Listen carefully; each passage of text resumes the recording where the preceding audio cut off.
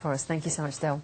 Now, as we've been reporting this morning, the Prime Minister Malcolm Turnbull will be speaking in Melbourne today, outlining his government's plans for tax reform. But there's concern about its likely impact, especially on Australia's poorest families. Dr John Falzon is the Chief Executive with St Vincent de Paul. He's in our Canberra studio. John, good morning to you. Good morning, Michael. ACOS, as you know, has done that modelling showing that if the GST was to rise to 15% arguably, and even if there was a 5% cut to personal income tax, that poorest Australians would still be worse off. Is that something you fear too? Look, the St Vincent de Paul Society has very grave concerns about this. I mean, why would you start off the tax reform project by attempting to take from those who can least afford it in order to protect the privileges of those who can most afford it? It beggars belief that we would be looking at continuing the trajectory begun by the 2014 budget of making an art form out of ramping up inequality. We do need tax reform. We do have a revenue problem, but we need to do that by looking at many of the recommendations from the Henry Tax Review of looking at where we can save revenue and gain revenue by calling on those who can most afford to contribute. We'll get to some of those measures in a moment, but at the same time, even after releasing this modelling, ACOS boss Cassandra Goldie says she believed that GST should still be on the table as part of any tax reform negotiations, with perhaps better targeting of relief for low-income Australians. Would you support that, having the GST in any tax reform mix? Look, it's not up for us to say what should be on the table and what should not be on the table. What it's up to us to do as the members of the St Vincent de Paul Society is to speak up for those who are waging a daily battle to survive from day to day, from week to week.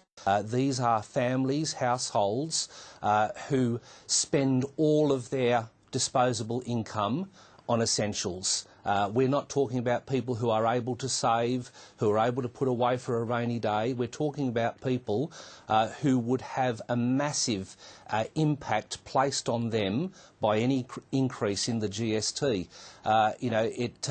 It would not seem to us to be a fair place to begin by considering a tax that is going to hurt those who have the least. It would seem to be more Sheriff of Nottingham than Robin Hood, I dare say. Now, you mentioned some of the measures unveiled by the Henry Tax Review all those years ago. So what do you believe should be front and centre of the tax reform debate?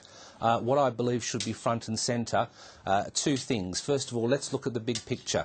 The other side of the equation is, at the moment, the government is talking about cutting social expenditure. It seems to be a mantra that we spend too much, that we can't afford, we can't sustain this level of spending. In fact, our level of social spending is modest in OECD terms. So who is going to be most affected by cuts to social expenditure?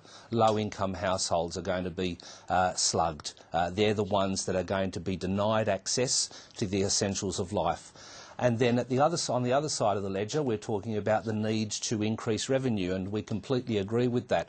But again, why would you begin to look at means to increase revenue by starting with an inherently regressive tax that before you even begin talking about it, you need to talk about compensation measures. And our concern would be that the level of compensations would wither away, but the tax remains forever. And the impact on those low-income households just increases. You know, the OECD tells us that you don't build a strong economy by increasing the level of inequality. This is our fear. If you put together cuts to social expenditure and an increase to the tax burden for the lowest households, disproportionately, those at the top are going to barely notice this. Those at the bottom, where every dollar counts, are going to feel enormously slugged.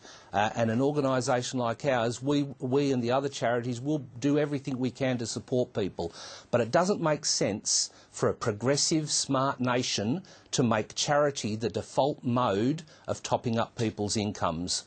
Finally, John Falzon, we're just about out of time. There's been lots of talk about the change in atmospherics in Canberra since Malcolm Turnbull took over as Prime Minister. Are you confident your views, the views of your organisation, will at least be heard, listened to by Prime Minister Malcolm Turnbull?